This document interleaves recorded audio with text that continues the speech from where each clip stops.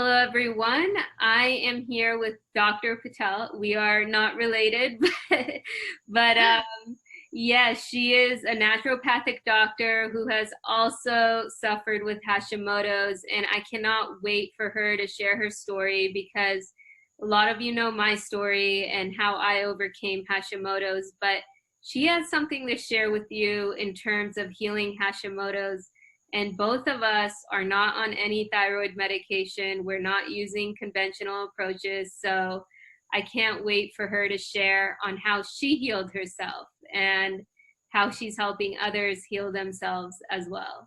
Hello, Dr. Patel. I'm so happy to have you here today. Hi, Shweta. Well, it's so good to be here with you, and your story in itself is so inspiring. So thank you so much for having me on the show, and thank you so much for doing this for the community at large. Yeah, Of so cool. course. Yeah. And I want to know, like, how did you get into the space? I mean, was it the autoimmune condition and then it was kind of like your passion and then you share your story with us? Yeah, definitely. Yeah, so my story is a little like it's twofold. So I was, being Indian American, I was always kind of pushed into medicine in general. And so I was planning, I was going the pre-med route, and I was planning on going to conventional medical school. That was the plan. And then I actually ended up getting my degree in pharmaceutical sciences. And as I was getting my degree, I remember being really confused because we would learn about the medications, and then we would learn about the side effects of those medications, and then the medications needed for those side effects, and then the medications needed for those side effects. And it was just this vicious cycle, and to me, I was like, this doesn't make sense. Like, this can't possibly be the only way to practice medicine. This doesn't feel right at all. And it just felt so wrong that was the only way of practicing medicine.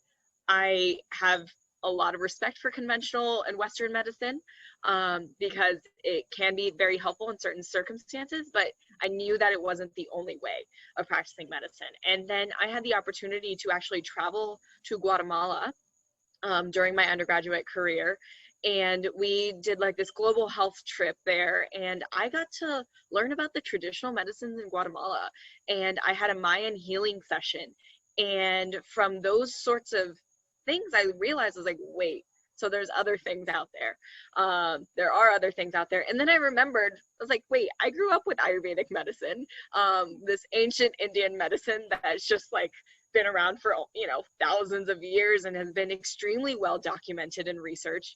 And I was like, well, I didn't know all that at that time. I just knew that my parents practiced a little bit of Ayurvedic medicine. I knew that we had our like haldi doodh, or golden milk, that we would drink anytime we didn't feel good. And I remember it helped. It helped. I would always feel better. And then there were other random remedies that my mom would do, and I had no idea what was in it, but I would feel better. And so I was like, okay, there's something to that. So then after undergrad, I decided to take a year off because I was like, I'm not ready for med school yet. I'm going to take a year off. I ended up studying a little bit of Ayurvedic medicine in India and worked for a nonprofit there, where I was like, okay, yeah, this is it. Like, I want to do something with herbal medicine. I wanted nutrition, exercise. I knew all of these things had to impact our health. And I really wanted to practice a type of medicine where I could encompass all of that and not just use pharmaceuticals. And so then I discovered naturopathic medicine, and I went to med school. And what I didn't realize was that all of the symptoms that I had experienced my entire life were also not normal. I thought that it was okay for me to be constipated my entire life, and have a bowel movement maybe once a week. I thought it was normal for me to just have irregular periods, maybe skip 1 to 2, maybe 3 months of my cycle. I was like, oh, that's just my normal. And that was pretty much what I was told by most conventional doctors as well, was just like, that's just your normal. And so, and I had back pain since I was 9, and they were like, oh, it's probably because you play basketball. Not all the 9-year-old basketball players had back pain.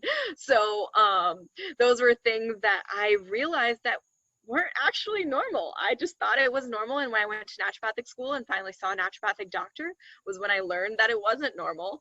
And I had a naturopathic doctor test all my labs.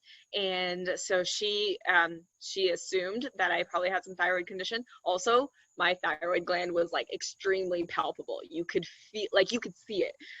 It was really bad. Like it was definitely a goiter. And so the doctor was like, whoa, we need to check your thyroid. And my TSH levels were actually technically in the normal range, but my antibodies were through the roof. I had about 960 thyroid peroxidase antibodies. Yeah, it was, and I've only seen 2 people who've had more than me, like throughout my entire, medical school career. And since I've been practicing, I've only seen 2 people who had more than me. So it was clearly really inflamed. And so, yeah, and so then with naturopathic medicine, I was able to then heal myself, and now I experience none of those symptoms that I just mentioned. And I'm obviously older than I ever was, and now I experience no back pain. I experience no pain at all, and I have regular bowel movements every day that I feel so grateful for every day. My cycles are more normal, and so there's so many more things that have come into place, and that's kind of where even my passion just got ignited even more, because I was like, you can feel this great? Like I had no idea until I finally felt this great. And now I'm so passionate about helping other people feel this great as well.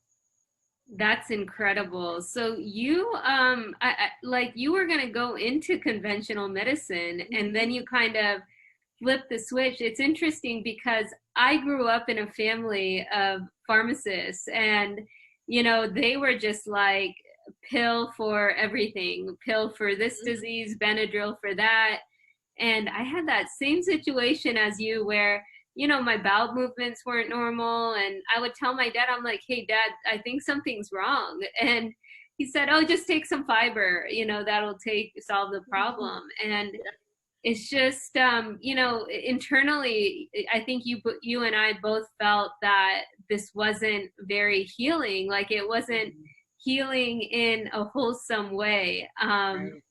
And a lot of these conventional approaches, I mean, you're right. It's like when you're in an acute situation, like with my second autoimmune condition, I was unconscious on the floor at the gym. I mean, yeah, at that point, nothing was going to work for me besides a blood transfusion. So, unless it gets to that point. But see, my approach with all of this after going through that is to have it not get to that point. And I think that's where people like you come in, where you help us sort of determine what is the root cause. A lot of people, I don't think they even understand the word root cause, because they may think, oh, you take vitamin D because you were low in vitamin D and that's a root cause. But, as soon as I started interviewing more and more doctors, I realized that the root cause is something more deeper than that. Wouldn't you agree? I would 100% agree with that. And usually what I say is with the root cause, it's usually multifactorial.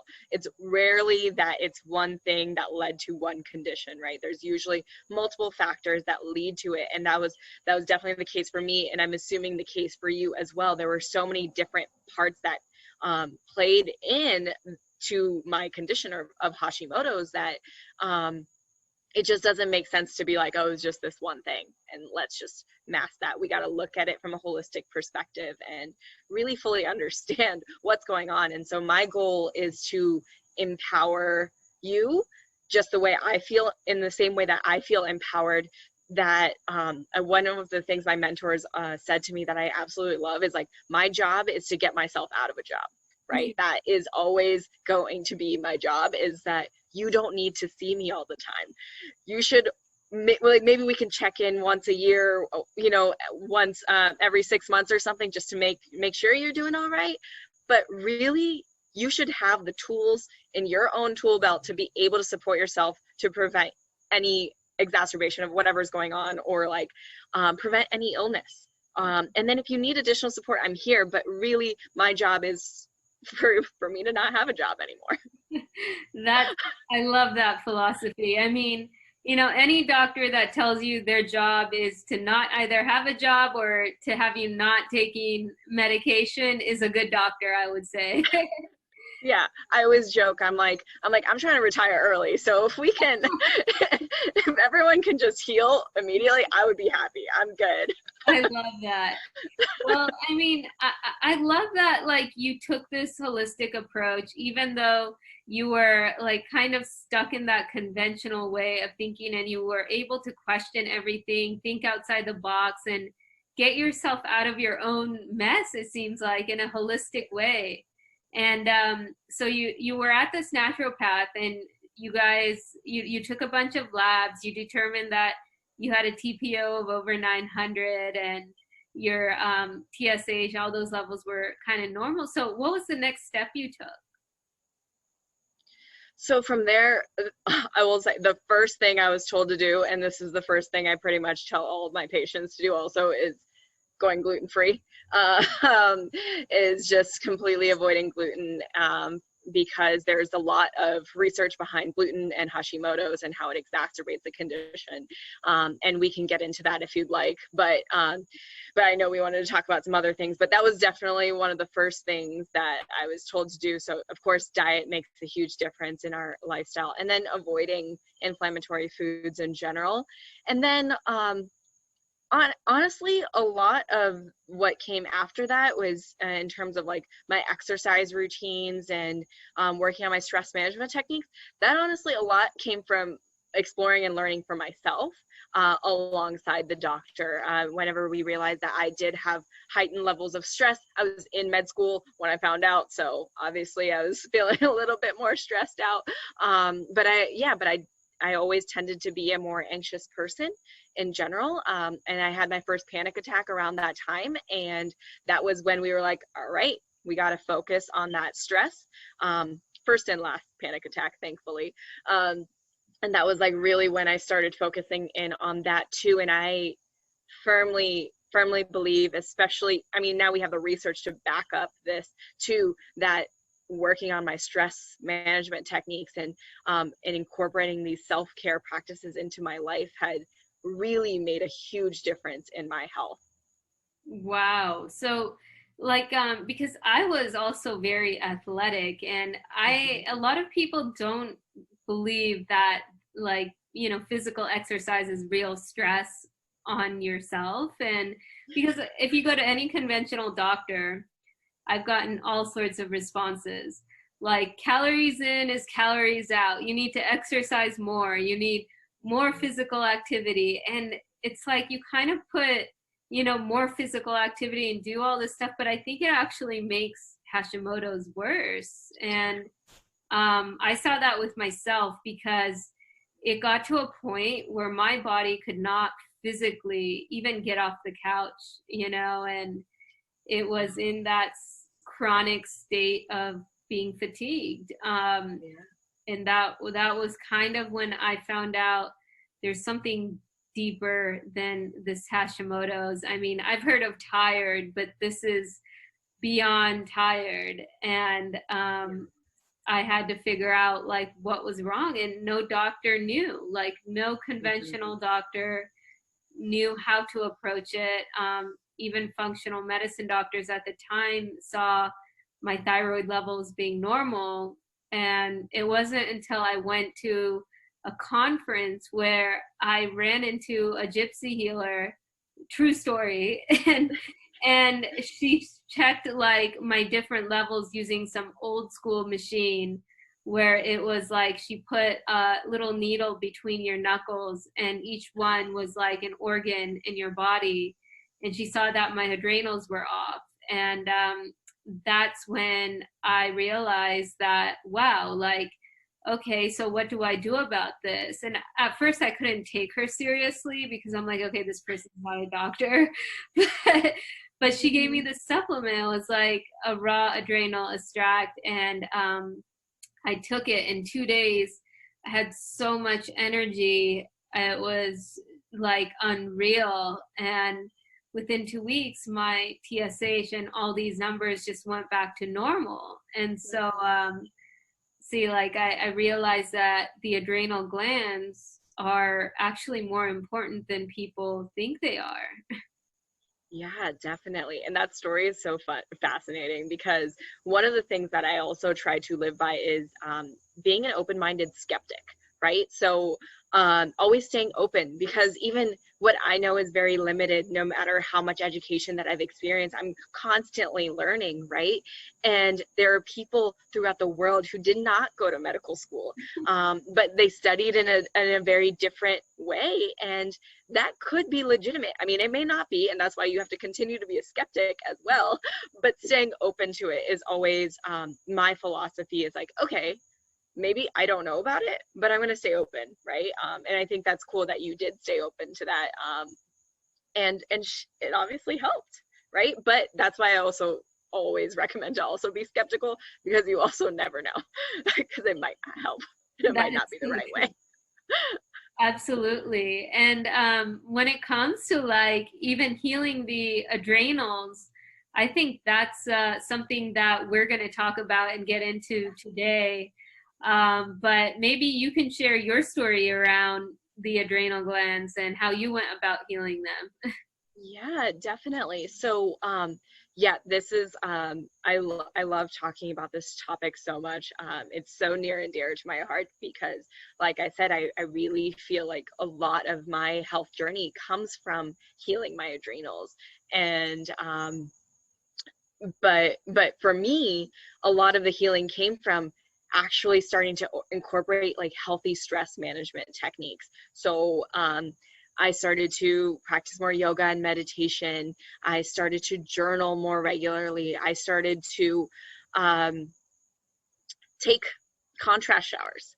That sounds like something that doesn't necessarily affect your adrenals, but it actually 100% does. If you can't handle cold water at all, like you just can't stand it at all, that probably means your adrenals are exhausted, because you should be able to handle it. And so that is one thing, but just like starting to get your body adapting to that can be very supportive of your adrenal glands. And then of course, this is something that I kind of think that everyone should be doing in general, is doing some level of adaptogens. So I didn't do any of the glandular, I wasn't at that point of burnout, thankfully, but I did adaptogens and or adaptogenic herbs, and that 100% helped my journey. I'm still taking them every day because I do think in our world today, we live in like just a chronically stressful world. And I personally do believe that everyone should be on some level of adaptogens no matter what, because adaptogens really help smooth out that cortisol or that stress hormone response. And so it's not necessarily that you're just not going to have stress anymore.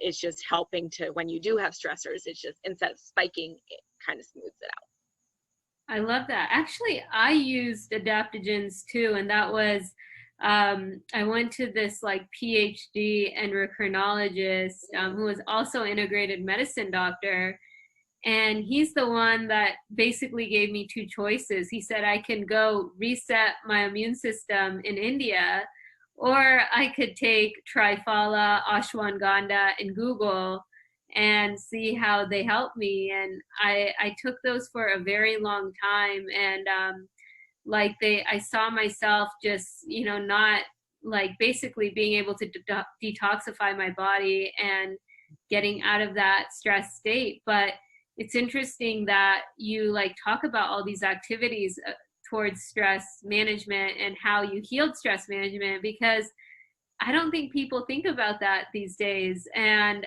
a lot of these activities are just bringing you closer to peace in your life. Um, Whether it may be yoga or journaling or even meditation, they're teaching you how to get your body to get into that relaxed state, which is so hard because of the world we live in. Right. Yeah, exactly. And yeah, that's something that we can talk a little bit about. Like I guess I can start just like getting into it, because the reality is right now we want stress, or like we want to have a good stress response. We want to have our adrenals releasing that cortisol or that stress hormone, because if there is an actual stressor, we want to be able to react towards it, right? So if there is a legitimate bear coming after us, we want to be able to run away, right? Otherwise, we would just like sit, like whenever you were saying that you had no energy to get up or do anything, if you were in that state and a bear came, it would literally just end up killing you, right? And so we want to be able to have this activation of the stress response so that you can avoid those situations. But in those times, ideally what's happening is you're having the stress response, you're having the cortisol release, and you're having adrenaline release. But then right as soon as you're away from that bear, you're like, okay, cool, I'm with my family in my village, like it's chill. And that's how it should be. Now we can enjoy our food and relax and have fun and dance and play games and do all the things. But today we're in this state of chronic stress. And one thing that I've always found fascinating is that our brain literally doesn't know the difference between a bear coming after us and a deadline.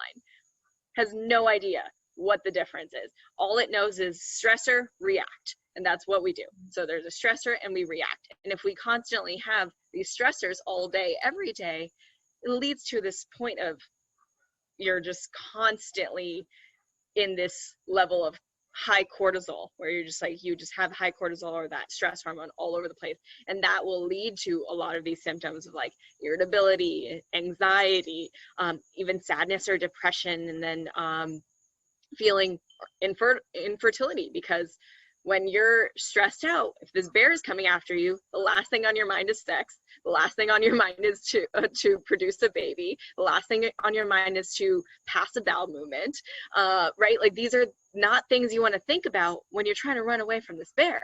And so your body gets away from all of these parasympathetic activities, which the parasympathetic nervous system is like our rest and digest part of our nervous system, right? So we want it, if we're in this chronically stressful state, we're getting away from that. And so what we want to do is try to get our bodies and our minds back into this parasympathetic state as often as we can, whenever we can, because the goal is for that stress response to be there when needed, but not all the time. Yeah, and that's it's like a totally different mindset, and it's so challenging because I remember I was like an athlete, someone who was running 20-mile marathons, to somebody who became someone who's taking yoga and not running at all, and Yeah. it was a very big change because, my mind was just in this state of like, am I going to have too much energy? Am I not going to be able to sleep at night? And it's hard for somebody to get into that state of just relaxing, and especially during these times. And I think all these different circumstances you go through with these symptoms is trying to teach you how to relax and how to do things in a peaceful way where your body is aligning with what you're doing, instead of like forcing your body to do things that are not in its natural state. Does that make sense? Yeah, exactly. So I was definitely not a marathon runner. I commend you for that. I have ran one marathon just to say I did it. And that was it. And I was like, I'm never doing this again. But I did do high intensity interval training. I would do it like 5 or 6 days a week.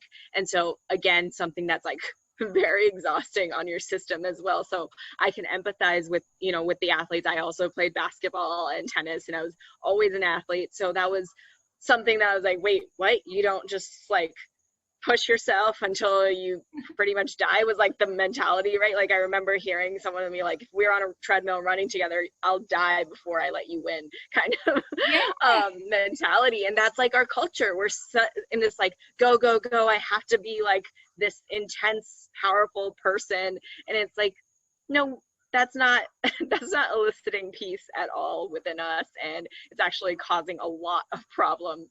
And so yeah, it's absolutely important to take that step back. Now, I still do some high intensity interval training, but I do it like once or twice a week. It's totally changed. And I do more like Pilates and yoga, and I always will choose sleep over exercise if I ever have to make that choice. Sleep always trumps pretty much everything, really. Sleep and food. Uh, those are the things that always come first. I need my sleep and I need to eat well. And if those things are not there, then I won't feel as good. So I will always choose those over literally everything else. And so yeah, I think that's important to be mindful of. Like, people are so afraid. I know it. I know some of my patients, they'll wake up at 4:30 a.m. to exercise every morning, and they're only getting like 3 hours of sleep. And I'm like, no, no, no. If you have to choose between sleep and exercise, I want you to sleep. Yes. I Yeah. want you to sleep. I mean, sleep is, I saw that myself where, the more I was sleeping, the more I was relaxing, the more energy I had to even work out. And I guess the more performance I had in me. But it was this like rat race, especially living in Silicon Valley where Oh, everything is demanding and you're treated like a number and you're in competition with everyone from every Ivy League school. And yeah. it's Right. kind of like, okay, well, health just gets thrown out the window. And that's where I kind of stopped, because I said, hey, my health is first. I don't know about you, but I went through some traumatic situations with my health, and I need to sleep 8 hours a day. I need to be able to eat at least 3 meals a day. And I want to be able to have that peace in my life. And so most of these executives were not cool with that. They were like, no, you need to get out of here, because like we expect you to bring your sleeping bag here and sleep here and work here. And yeah, it was a very like rigorous work lifestyle. And that's when I kind of just left, because I could not believe that these people, especially entrepreneurs, were not putting healthy lifestyle before anything else. I mean, without your health, what do you have? Right. And the unfortunate part about all of that is the reality is, if you have your health and all the other employees, everyone else working there has their health in place, they can be so much more productive and happier and more fulfilled. And there's a longer lifespan of like, see, you ended up leaving, right? So if they were to take care of you, to understand that your health is of utmost importance, you would have stayed, right? Like, there would have been a whole different sort of situation. And you could be so much more productive and creative and innovative, right? Like, all these things that come up whenever you actually take care of your health. So I appreciate the companies that actually do value that, but it is so unfortunate that so many companies kind of force burnout upon people, right? So we just get this constant level of like stress, like chronic stress, which then eventually leads to this feedback loop of your adrenal glands just not producing any cortisol. So no stress hormone at all. And now you can't function at all. Like, you're just done. You have no motivation. You can't concentrate. You can't remember things. It's just, you're not as productive. You're not as efficient. And to me, it makes no sense. I'm like, well, if you want efficient, productive employees, then we should focus on their health and wellness, right? Right. So, yeah, even going back to the adrenal glands, I remember when I started taking the supplement and I realized, okay, it's more than the supplement. I really have to relax. Like, I have to like reduce stress in my life in a big way. So, yeah, I had left the job, reduced my exercise, started to be more mindful. And then I realized that like I took my labs again, and my aldosterone was actually excessive. And I was like, okay, so should I have stopped the extract that I was taking, the supplement? Maybe it's too much on my system. So I stopped it, because I was like, okay, I started taking really high doses. I tapered down. Then I started taking like maybe one a day. And then I kind of just tapered off of that, because I felt like I could produce my own adrenal function at that point without anything. And I had reduced the stress in my life. Was that a smart way to approach it? Definitely, and I'm glad that you brought that up, because when it comes to those glandulars, I actually try not to recommend them as much as possible. There are definitely people I have recommended them for, and people who absolutely need it. But when I do recommend them, they are intended to be short term. You're not meant to really be taking that long term. The adaptogens that can be taken long term, they're very mild. They have like a more mild effect, and so those are fine. But the glandulars, I usually do recommend short term. That's good. Yeah, I mean, I still take the adaptogens. I mean, the Triphala, I take ashwagandha, Google. Are those the ones you recommend? Yeah, those are some amazing ones. I love those. I definitely do ashwagandha. I like to do shatavari as well. That's so the way I like to explain that one's like the more feminine version of, or the feminine balance of the ashwagandha. So ashwagandha is more of the masculine herb. It's more of like the world we live in today, much more masculine dominant, right? And so we all can use ashwagandha because of the world we live in. But then I think the shatavari kind of helps bring in like that little bit more of the nurturing, supportive side. So the ashwagandha kind of helps you go, go, go, right? Where the shatavari kind of helps you be like, okay, like it's okay to have like a more calm response to everything. It doesn't have to be as quick, but it supports you in that way. And it also helps support your immune system too, which I really like about that. The other ones that I like to take are ginseng is a really good one, and reishi mushroom is also a great one.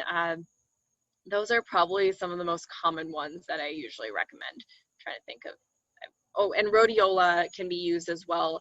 And so it also kind of depends on where you're at too. So we kind of talked about how um, your adrenal glands can get to a point where it's just producing so much cortisol, and that eventually it gets exhausted, right? And that's the point of burnout. But when that happens, there's a few different things I would recommend. So if you reach that point of burnout, then rhodiola would probably be beneficial for you because it's more stimulating. But if you're still at that high point where you haven't reached burnout, but you're just like an excessive cortisol level, and then if you're there, then I usually wouldn't recommend rhodiola. I'd recommend things like ginseng or shatavari, or maybe even lavender, to like, or chamomile can be more calming too. So things like that. So it just kind of depends on where you are. And usually I do like to do the salivary cortisol test. I think you said you did something like that. Yeah, so I usually do like to test for that to see where exactly you are. Though usually you can figure out based on symptoms where people are. It's just helpful to have that like concrete data on Yeah, what's going to be the most supportive. so true. I mean, I remember like the morning cortisol would always be good, and then it was like around 5 p.m. I would crash every day, and I did not know why for the longest time. And that's when I had figured out the aldosterone was actually elevated, and I said, "Wow, like, okay, I need to like stop this glandular and kind of let my body do its thing." And um, people don't realize, I think, they're suffering from these symptoms so much that it makes it really hard for you to even think, like even use common sense sometimes. And even I was stuck in that place of like, how do I go about this, like what's the best way?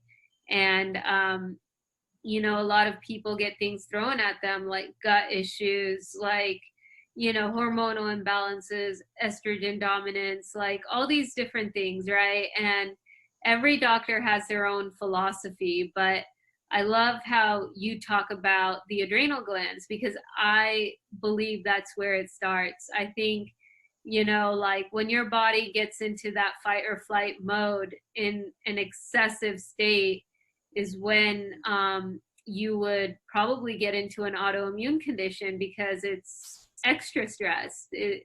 Is that your thinking behind it as well? Yeah, definitely. And I mean, all of those things that you mentioned, like the gut dysfunction, right? Estrogen dominance, or having hormonal imbalances in general, all of these things, there has been research that showed that your adrenal glands and the adrenal insufficiency can actually lead to that, right? So and there's more and more research coming out essentially every day on how stress can lead to or exacerbate any condition. And so this is why this is something I feel very passionately about, because I'm like, if we support the adrenals, maybe we won't fix everything, but we can fix a lot of things, right? We can help a lot of people. And so, so yeah, I find it absolutely fascinating. And what's really crazy is, like, in terms of the thyroid, since we wanted to talk a little bit more about Hashimoto's and the thyroid, is that the stress response from the adrenal glands will actually signal our pituitary gland to reduce the TSH levels, because we don't want to produce as much of the thyroid hormone when we're under stress. Again, one of those things, that's not what's on our mind if a bear is coming after us. We're not focused on our thyroid gland. We're not focused on our immune function. And so when that happens, it creates this feedback loop, and then eventually can lead to, like I said, elevated TSH levels, and low free T3 and free T4. The free T3 is what's the active component of our thyroid hormone, and when you have less of that, then you have less energy. You're not able to do really anything, and so that's kind of how it can affect it. And then it can lead to more of the reverse T3 being formed, which is the inactive form, and we don't necessarily want as much of that. So so yeah, there's like a direct impact on how your stress levels and that burnout from your adrenal glands can lead to Hashimoto's or hypothyroidism in general. Absolutely. So we talked about a lot today, and as we're coming to an end here, I kind of just want to go into maybe different protocols for women. We talked about stress management, adaptogens. We talked about like different activities they can do, even journaling. What are some protocols that you give your patients who come in with adrenal fatigue and Hashimoto's? I mean, they both kind of go together, so. Yeah, definitely. Well, it's well, I'm going to start by saying that every single wellness plan that I give any patient of mine is completely individualized. What I tell you to do and versus another patient would be maybe completely different, maybe similar, but it's always going to be at least a little different, because I will always meet you where you are. So so my goal is to work with you. So maybe for one person, they're really excited to meditate. Maybe for another person, they're like, I just can't do that. And so we start with a breathing exercise instead, and we start with journaling instead, right? So there's going to be some nuances of differences, but in general, I definitely do always recommend multiple forms of stress management techniques already from the first visit, whether, like I said, those are kind of some of the most common things I recommend: yoga, meditation, journaling.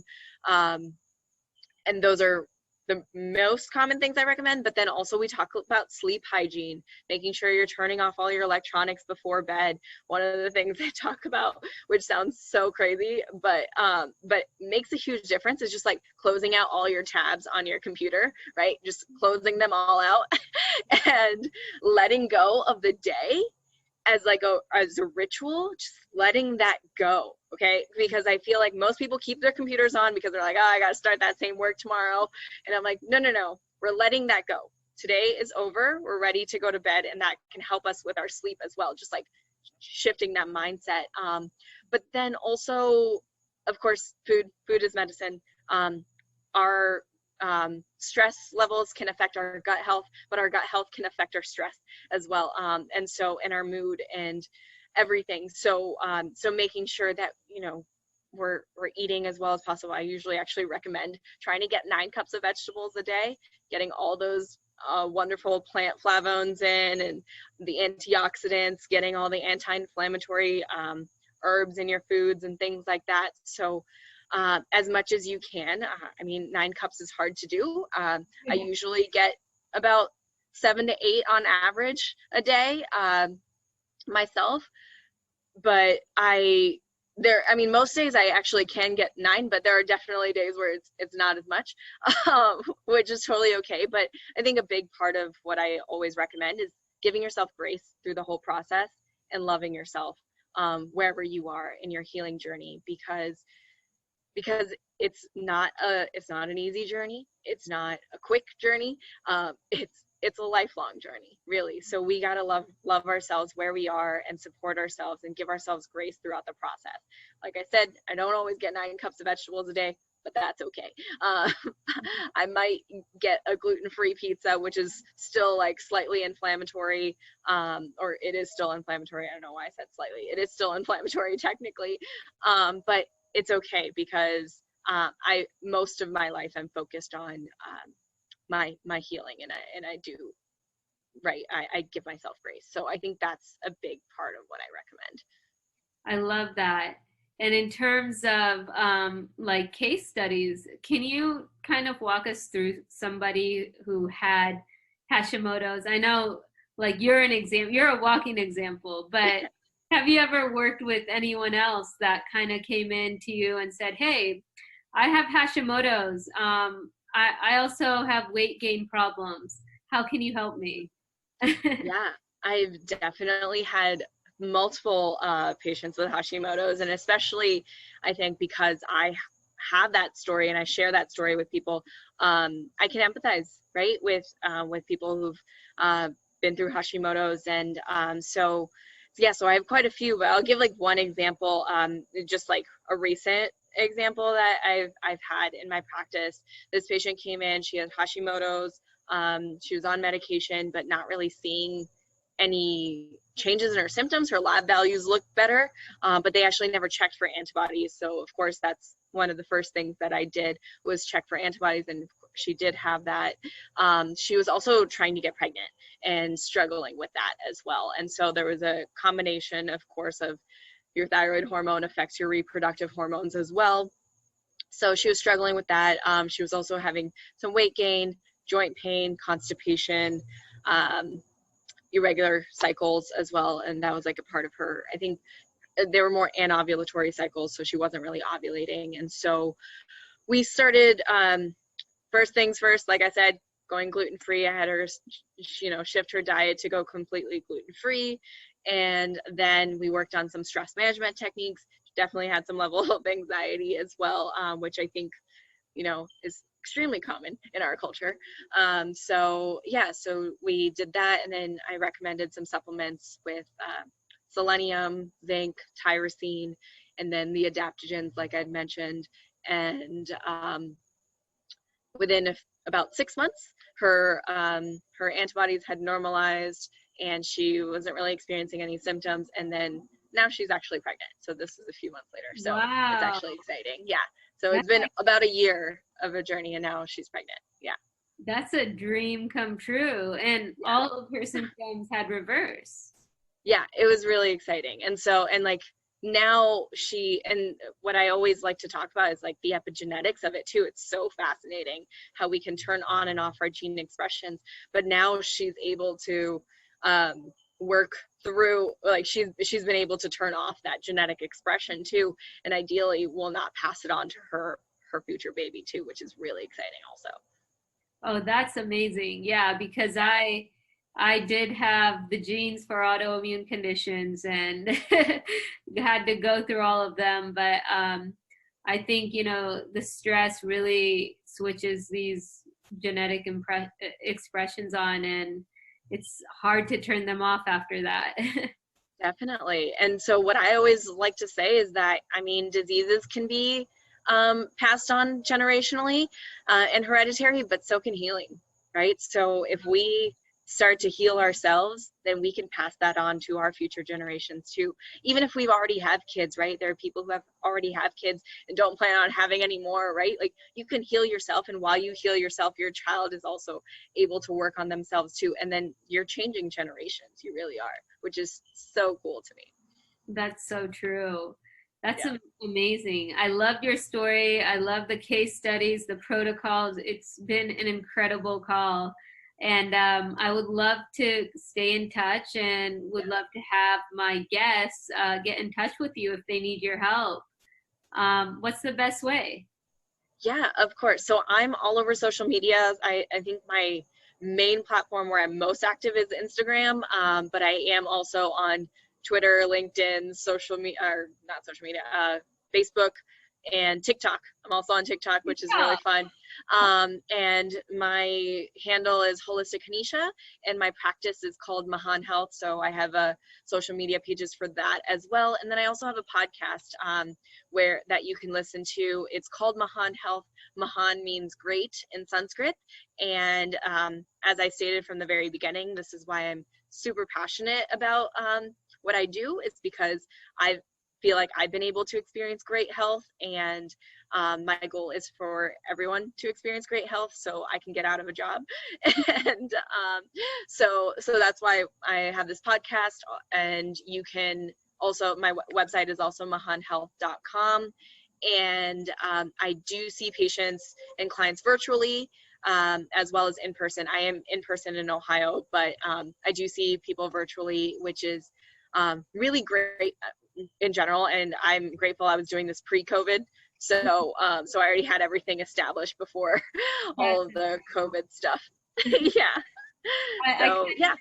Yeah, that's amazing. I will add all of your links so anybody who wants to can get in touch with you. And I love that. I saw that this sort of thing was coming where things would be more virtual, and I'm so glad that you're ahead of the curve. Yeah, I'm grateful that I had that established pre-COVID. It definitely was a smoother transition, I feel. That's great. So what's one big takeaway you have for us today, if anything? Where can somebody get started on this healing journey of healing their adrenals and healing Hashimoto's? Oh, one thing. I think the main thing, honestly, is mindset. Mindset, I think, is key. So being very mindful of the things that you say to yourself, instead of being like, why am I dealing with this, to being like, I'm grateful for my healing, kind of just shifting those conversations in our head, and what we say out loud, and having having a toolbox of like healthy stress management techniques. So trying to like get those wherever you can, I think is great. We talked about a few examples today, but there are so many other things, like taking an Epsom salt bath or forest bathing, or going out in nature, whatever it is. Just having a toolbox of things that can support you to then support your adrenals and your thyroid and literally all aspects of your health. Amazing. Thank you so much, Dr. Hanisha Patel. I will be in touch with you, and we would love to have you back one day. Yes, of course. Thank you so much for having me. This has been amazing. So fun. Okay.